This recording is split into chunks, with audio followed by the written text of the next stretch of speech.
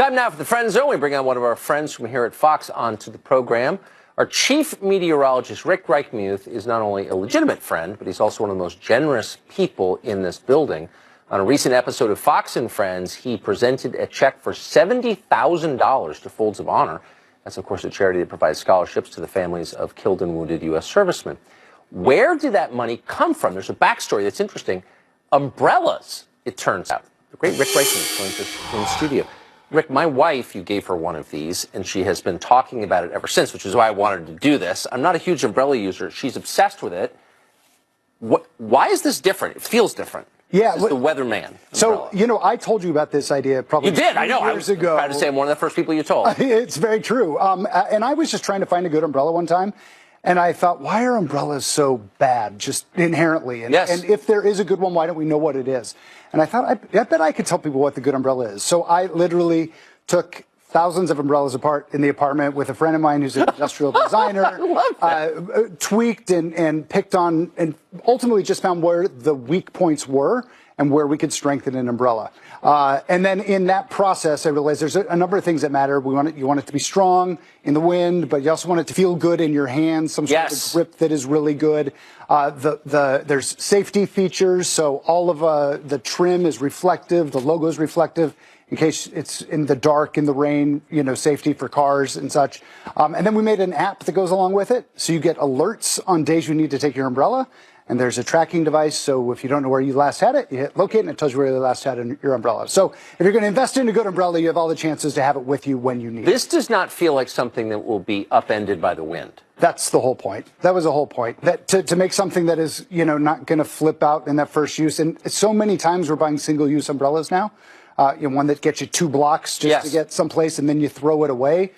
This isn't that. This is an umbrella that you're going to invest in, that you're going to have with you for a long time. And so you're giving, and it's weathermanumbrella.com? Weathermanumbrella.com. So you're giving a portion of the sales this season to the families of those killed? Yeah, so on the 4th of July, we launched a patriotic umbrella, and we partnered with Folds of Honor to give $5 for every umbrella to Folds of Honor, which is, you know, all the amazing work that they do. Yes. With that, we've sold over 14,000 umbrellas, and we were able to give them a check for $70,000. Rick Reichmuth, one of everyone's favorites here. You can catch the full version of the interview on foxnews.com and on our Facebook page. You'll learn more about Rick's umbrella, and we'll put up a link to order one, and you should. That's about it for us tonight. We'll be back tomorrow, 8 p.m. Show this sworn enemy of lying, hypocrisy, smugness, and groupthink. If I seem a little bit out of sorts, it's because there was, in fact, an invasion on our own set. It's not an invasion. What else is an invasion? Show it, ladies and gentlemen. I've been here 23 years, and this is an invasion. Own this place now. That's a very good point. Oh, you're in Washington now, though. Well, great to see you in person. Thank you, Sean. Great show, as always. And you actually have a calendar or time up there that you steal from my show. And you actually owe us 32 seconds. Lily, our stage manager, that is so not true. For 2 years. I'm going to buy you a calculator so we can get this straight. That's your Christmas gift this year. Great show. Thanks, good to see you. All right, welcome to Hannity. Today, I had the honor of traveling with our First Lady, Melania Trump, as she visited brave U.S. service members on 2 military bases and aboard the USS George H.W. Bush, many who won't be with their families for Christmas. Heroes that will protect our freedoms as we enjoy the Christmas holidays. In just moments, we're going to show you the highlights of that interview and an exclusive one-on-one interview with the First Lady herself. Please stay tuned. Also, tonight we're going to bring you the latest on the sentencing of Michael Cohen, and we will reveal disturbing details surrounding what is really absolutely shameful treatment of a 33-year veteran of this country, Lieutenant General Michael Flynn. Also, over at Conspiracy TV, MSNBC, Liberal Morning Joe, well, part of that team is in very hot water tonight. We'll tell you why. And also later, a dangerous terrorist on the loose in France. We will bring you an update on that manhunt. And some migrants, actually from Honduras, are now demanding reparations from you, the U.S. taxpayers. All right, buckle up. From D.C., the swamp, tonight's breaking news opening monologue. All right, today I was fortunate enough to witness the bravery, the courage, the might of the U.S. military firsthand as I traveled with our First Lady, Melania Trump, to Joint Base Anacostia and Joint Base Langley, and then to the awe-inspiring aircraft carrier, the USS George H.W. Bush, where I had the opportunity to sit down with our First Lady. Take a look. Stay true to myself. You use that term a lot. And I want you to expand on that. What does that mean considering, and I'll ask you about your roots a little bit, but that stuck out to me. I do what I think it's right. I know I will get the criticism from the public or from the media, but I will do what is right and what I feel it's right for the country and for the people. And that's what I say. I want to stay true to myself and listen myself and what to do and what is right, what is wrong, and live meaningful life every day.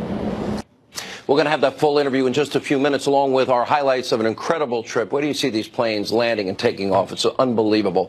First, we do have updates on the Mueller partisan witch hunt. Today, Michael Cohen, he was sentenced to 3 years in prison after he pled guilty to tax evasion, making false statements on a bank loan application, lying to Congress about building a building project that never even got off the ground, and a questionable campaign finance violation.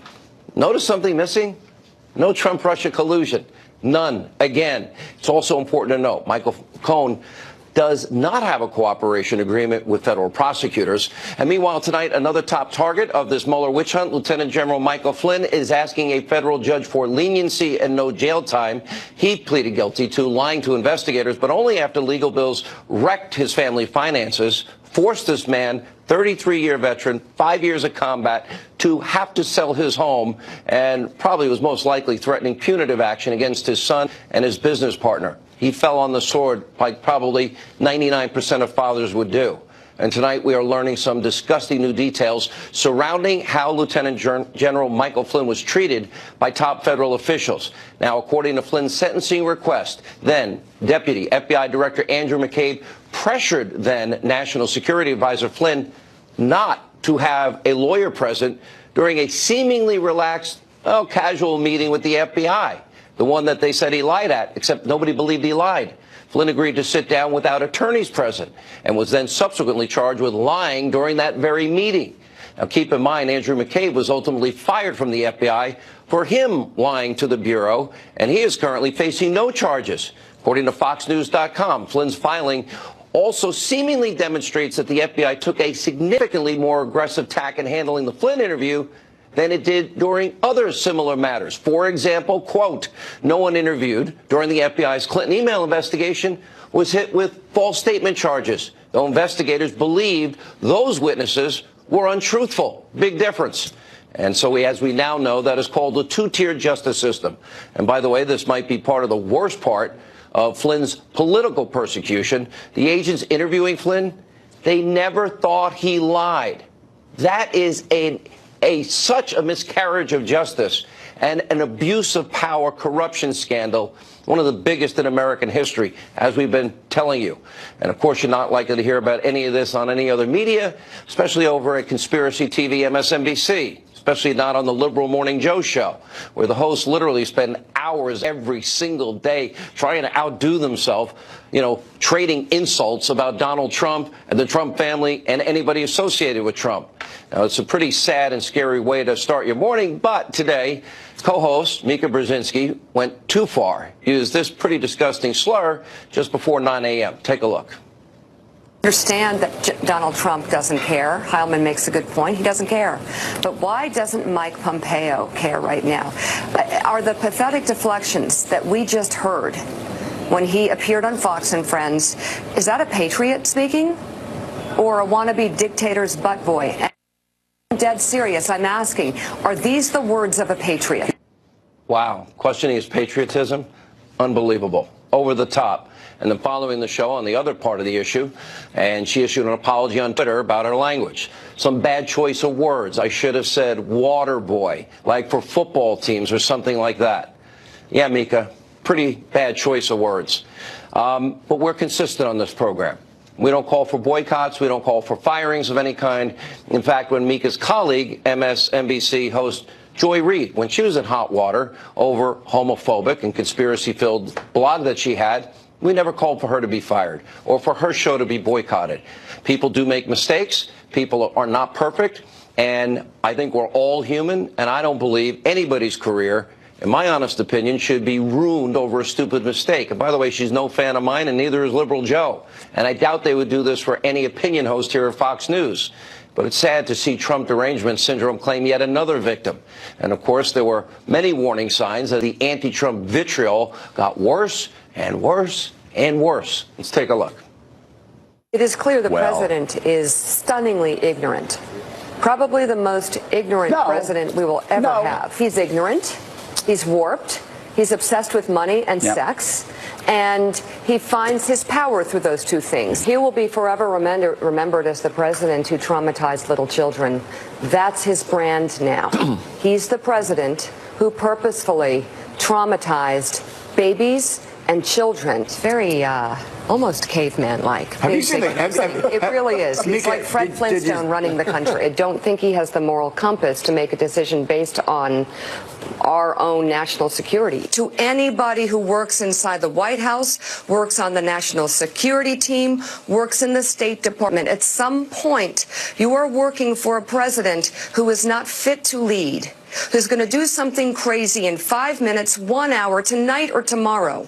Like, what more do you need to hear from him to start thinking 25th Amendment or something else? We fixed it. We'll have more on this later in the show, but first we need to turn to breaking news in France. Widespread manhunt underway for the gunman in Tuesday's terror attack at a French Christmas market that left at least 2 dead. Now the 29-year-old suspect, identified right there as Sharif Chaket, allegedly shouting Allahu Akbar as he opened fire before escaping from the scene in a taxi. We're also learning tonight he had a long criminal record, and he was already on the authorities' radar for connections to radical Islam. So far, 5 other people with alleged ties to the suspect have now been detained. And even more frightening is that French authorities admit that he may have already slipped across the border into Germany. We'll keep you updated. We'll pray for the victims. Scary times. Make no mistakes. Attack like this, all these attacks underscore the need for safety and security, like places, at our southern border, where we have caught people with terrorist ties trying to get into this country, where tonight migrant groups are literally, the ones, women and children that the media kept telling us about. Remember, they were trying to march to the U.S. consulate over Tijuana, demanding President Trump either let them into the country, or now they want us to pay them $50,000 in reparations to go home. Pay you to go home so you don't break our laws and don't disrespect our sovereignty. One group organizer arguing that it may seem like a lot of money to you, but it's a small sum compared to everything the United States has stolen from Honduras. Now, look, we all know probably the vast majority of people that come from poor countries with no opportunity, no hope for their children and grandchildren are good people searching for a better life. But demanding entry or pay you, or will overwhelm your immigration system, there's no way to act to demonstrate merit to come into this country. It's also a massive security risk. As the San Diego Tribune is reporting, thousands of migrants are now unaccounted for, writing, quote, in the group of unaccounted migrants, about 3,500 are presumed to have either crossed illegally into the U.S., moved to other Mexican border cities, or simply fallen through the cracks. That is why the president is standing firm, rightly so, on the border wall, forging ahead on keeping his promise to the forgotten men and women of this country to preserve our nation's safety and security first. Remember, a wall will literally help people on both sides be safer. And then, of course, the wall will have a big door, and you can come in legally, as the president has said. But we do have the right to vet anyone that wants to come into this country, because keeping out potential terrorists, human traffickers, drug traffickers, violent cartel members is a huge #1 priority for our national security. All right, we have a lot to get to tonight, including our interview with the First Lady. Joining us now, the author of the bestseller, Why We Fight, Fox News national security strategist Sebastian Gorka, and the author of another bestseller, The Deep State, Fox News contributor Jason Chaffetz. I read this about General Flynn. Okay, Michael Cohen admitted to these things. I feel sorry for him and his family tonight, but he admitted to these acts that he was responsible for. He's changed his position on a lot of issues. Now the media, they only want to believe the version that helps their narrative. Right. That's fine. That's politics. But he was pushed into, General Flynn, a 33-year war hero, 5 years in combat, forced in, told you don't need a lawyer. The FBI doesn't believe he lied. And then he's charged with lying anyway because he's bankrupt, can't fight it, and they're threatening probably his kid.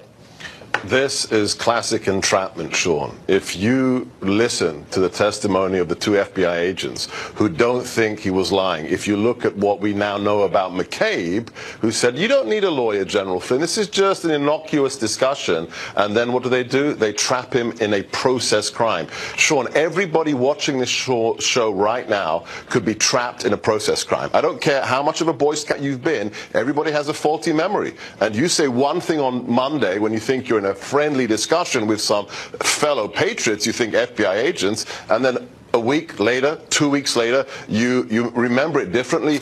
That's it. You committed a felony because you have, quote unquote, lied to a federal agent. That's entrapment of General Flynn. And then we compare this to a man who secretly taped his conversations with his client.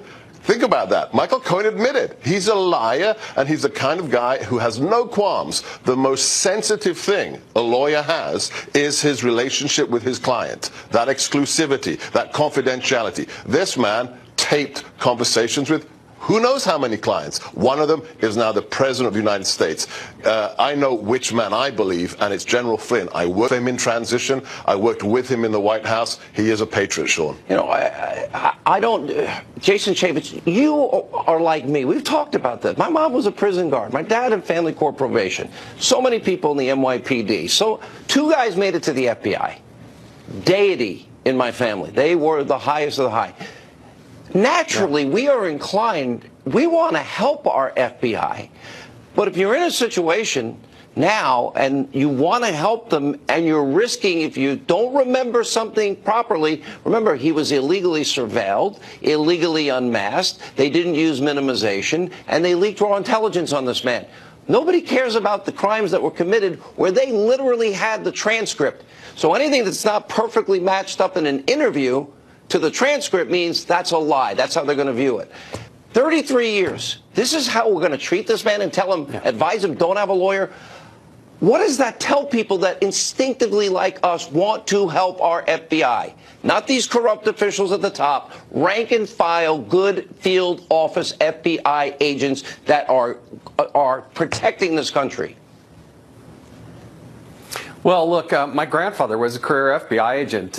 We have a great affinity for the FBI, but the upper echelon, it is now well documented, the bias and the animus that they had.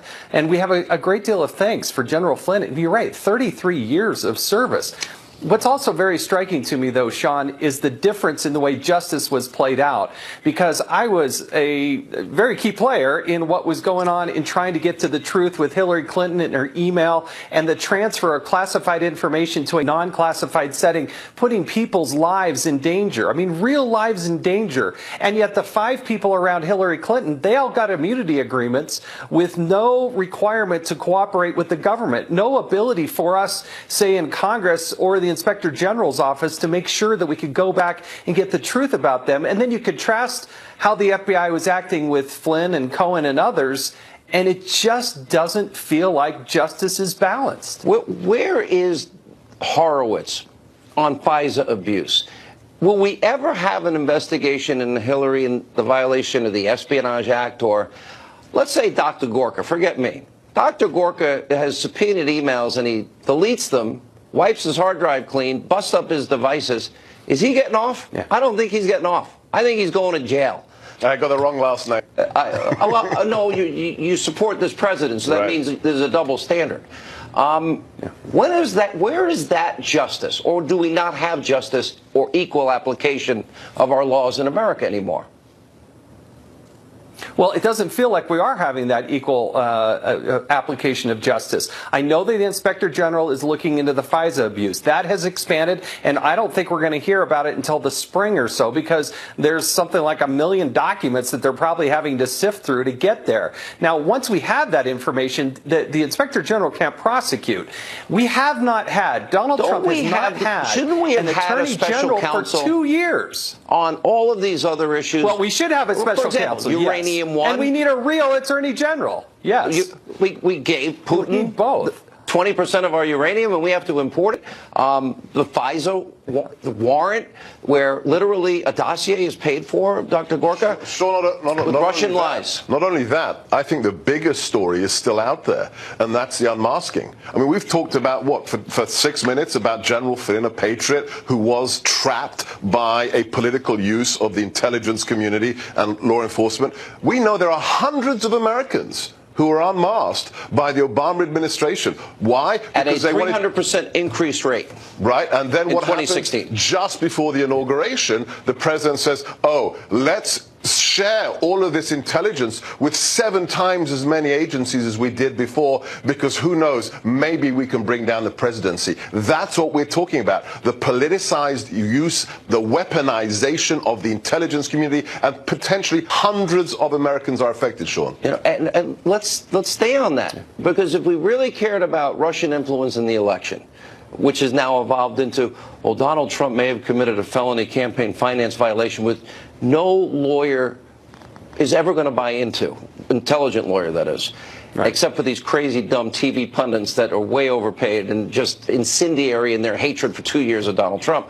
So the question is, are we really going to allow somebody who paid for Russian influence with funneled money, interestingly, campaign finance violation perhaps, to a law firm, legal expense, not true, foreign national, Russian lies, fed to the American people, influenced the election, and money kickback in the uranium deal that was signed off on? You can't tell me that this is about Russia, because if it was about Russia, we would be after these issues. They're not after them. It's just like they only cared about Kavanaugh if he did something inappropriate, wrong. But they didn't care about Keith Ellison or Michael Avenatti. They didn't jump the gun in those cases, which means they really just care about the politicizing of these issues. Isn't that what it's about? Yeah, now look, if you were serious about this, you would go look at Mark Elias. He was general counsel with the DNC. He advised the DCCC. He was involved with Hillary Clinton. He was involved with the campaign. He was involved with Perkins Coie, and he was also involved with the Panetta Group. And so all of those ties, millions of dollars going overseas to attract this money, but you don't even get the sense that anybody is even sniffing into this.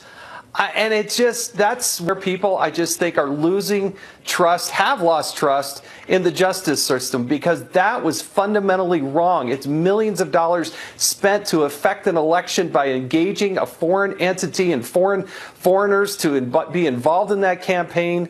There's so much material out there. And then you hear Mark Meadows talking about how they have whistleblowers on Uranium One, and they pass those on to the Department of Justice, and nobody interviewed even the talks to whistleblower. her. He literally was within Putin's network in America, referred to Robert Mueller, then FBI director, blackmail, money laundering, corruption, kickbacks, bribery, all these things. Last word, Dr. Gorka. The president could pardon General Flynn, and he'd make a great chief of staff, don't you think? You just got the headline on media. I just want you to know. Well deserved. Good to see you. Congrats on the book, and same with you, Congressman. All right, we have a lot coming up tonight from D.C. More on the outrageous hypocrisy. Mika Brzezinski under fire tonight. Stunning, ridiculous, insane, corrupt, and homophobic comments about Secretary of State Mike Pompeo. Tammy Bruce, Monica Crowley, and later, you don't want to miss this interview with our First Lady, Melania Trump, aboard an aircraft carrier in the Atlantic Ocean from earlier today. You don't want to miss this video. It is amazing. Straight ahead.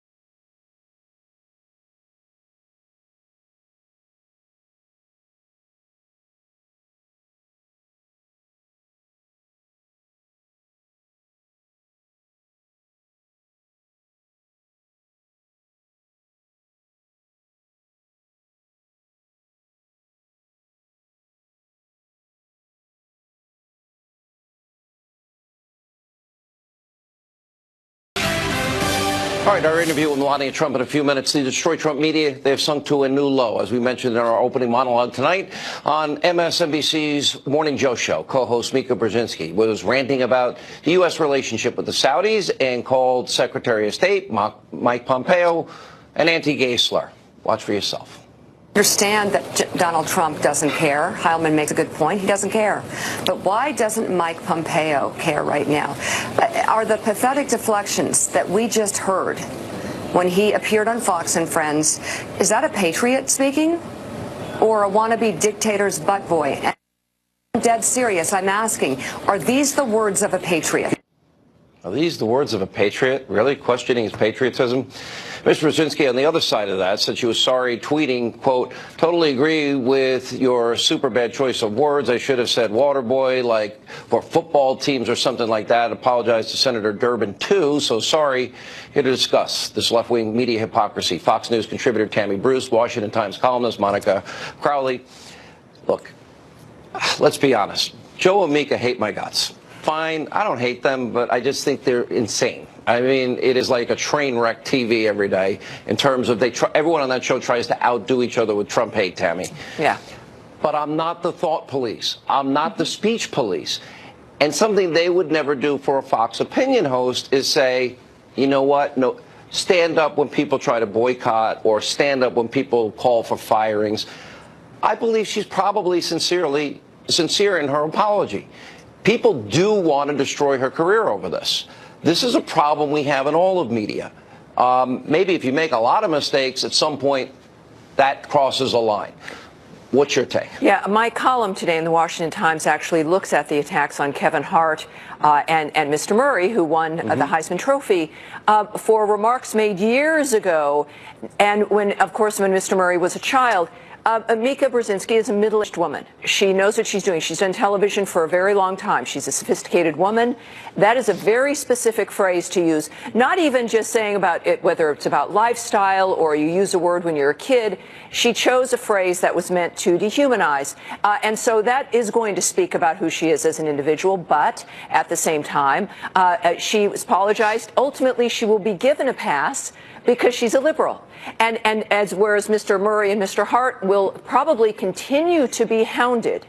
That's the difference, is that they will move along and they will be left alone. But others, there will still be an attempt to ruin their careers, to make their lives difficult. That is the problem here. And we've seen it all along. Usually if you're on the left, you do get a pass. And this is why we can see this as being not just hypocritical, but a determination to ruin people's lives by the left. Only conservatives are those who are not conforming clearly enough.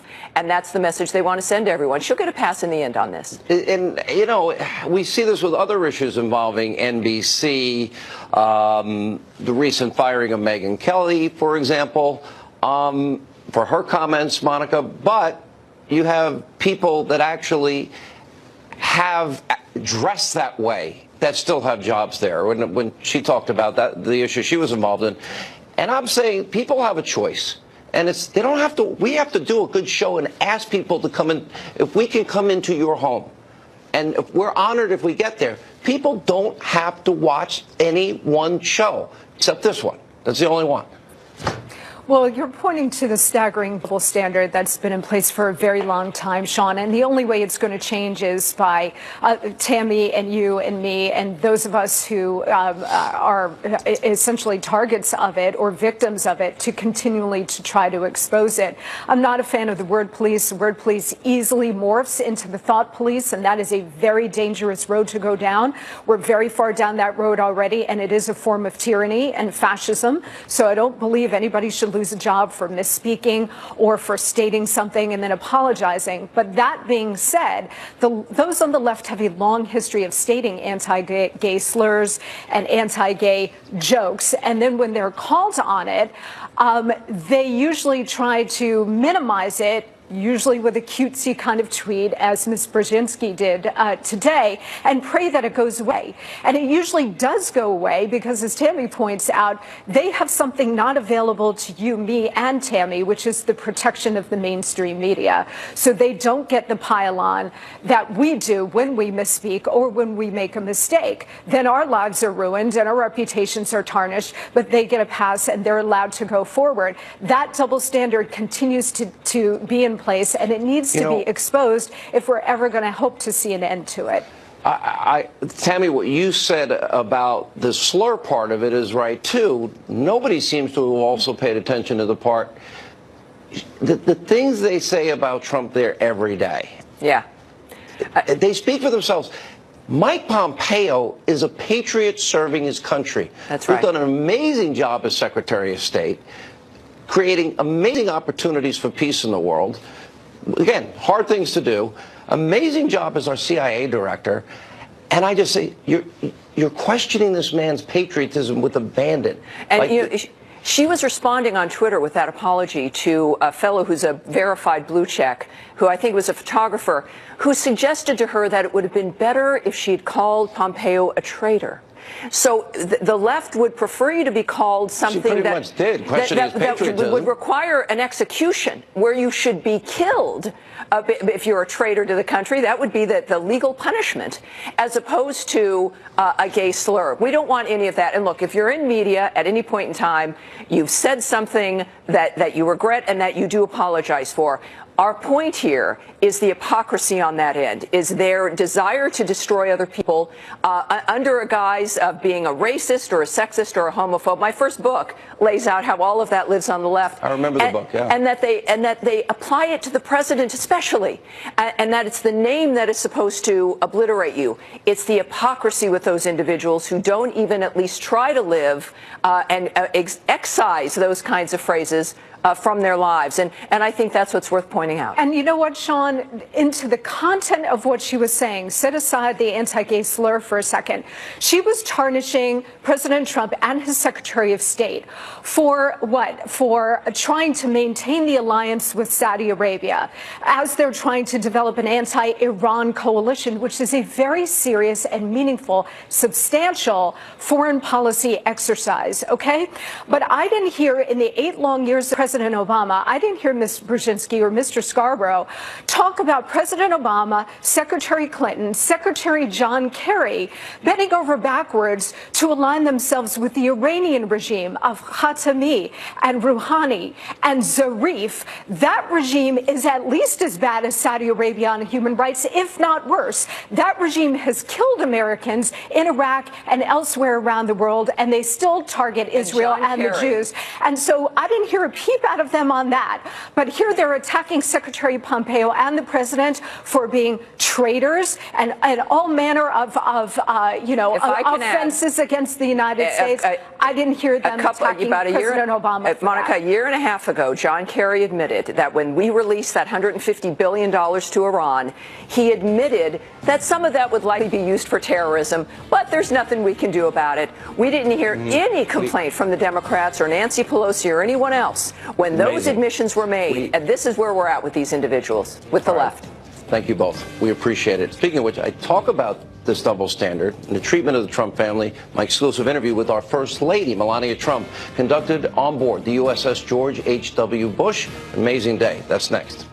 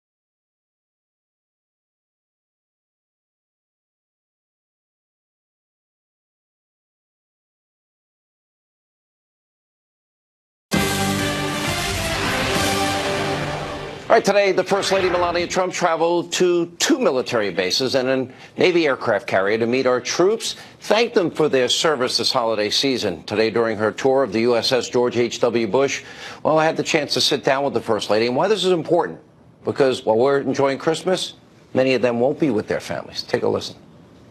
Madam First Lady, thank you so much for doing this. So you said before you came here, and I watched you with all these troops today, you said that this is about our troops, our families who sacrifice daily for our freedoms.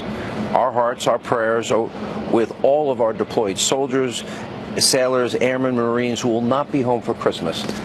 And so you decided to do this trip. Tell me more about that.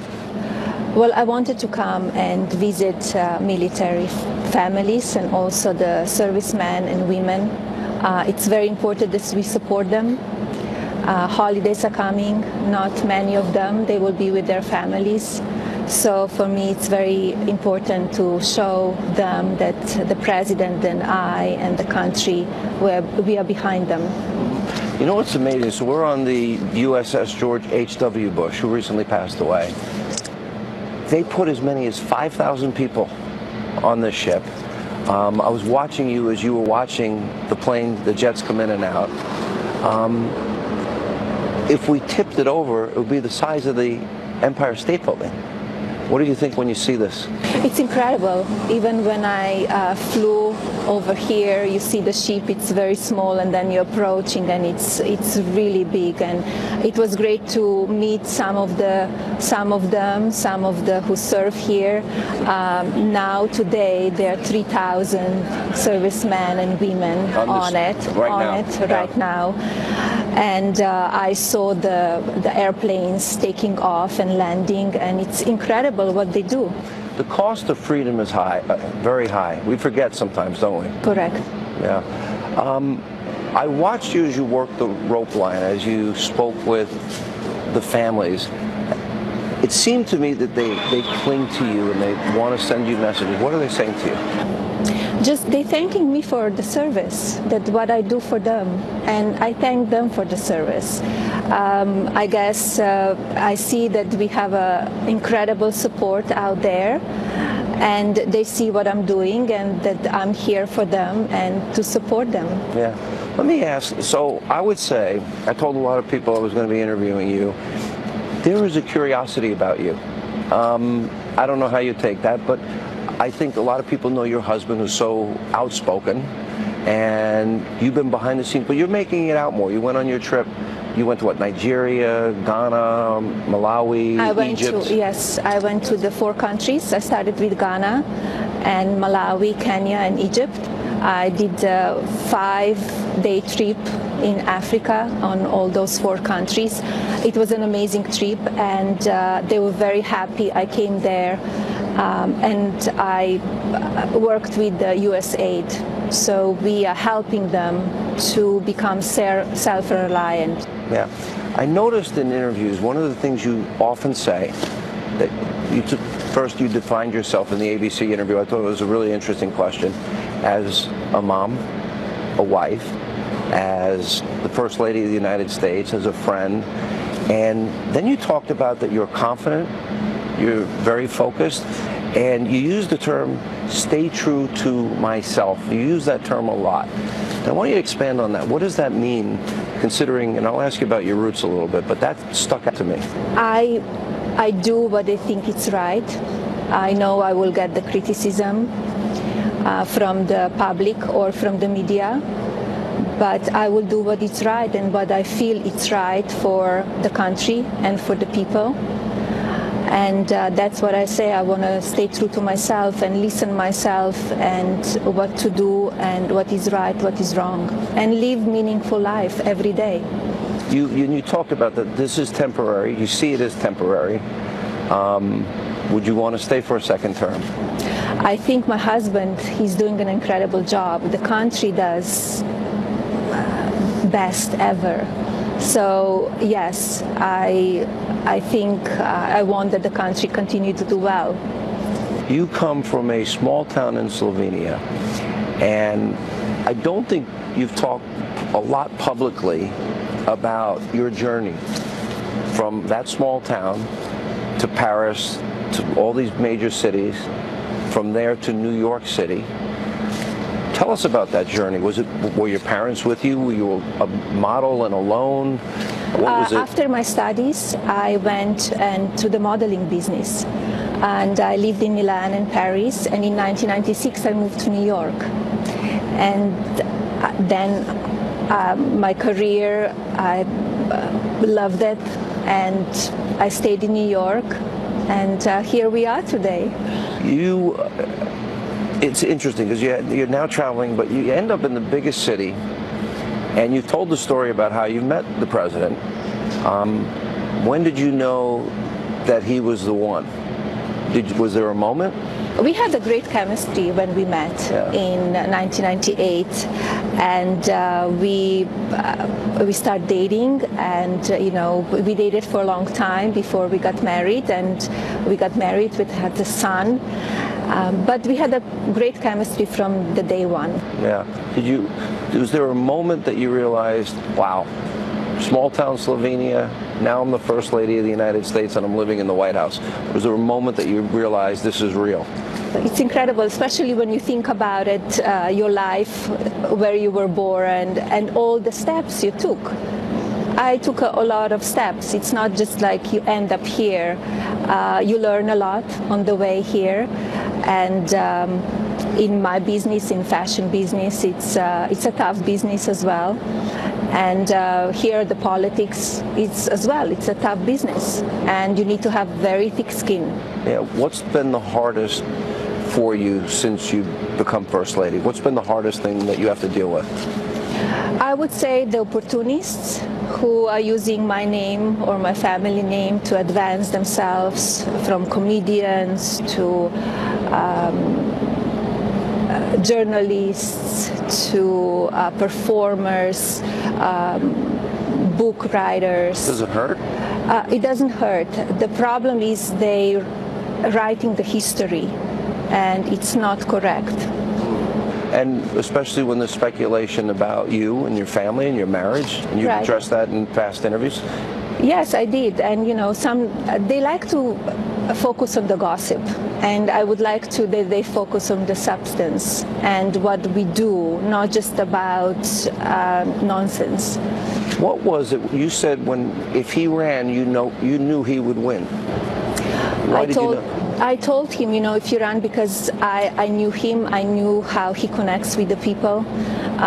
He built an incredible business, and his mind is into the business and to make America great and successful. So I saw how he connects with the people. So that's why I said, if you run, you will win, and it's a possibility. I know people want to know this. Do you often weigh in on the issues of the day with the president?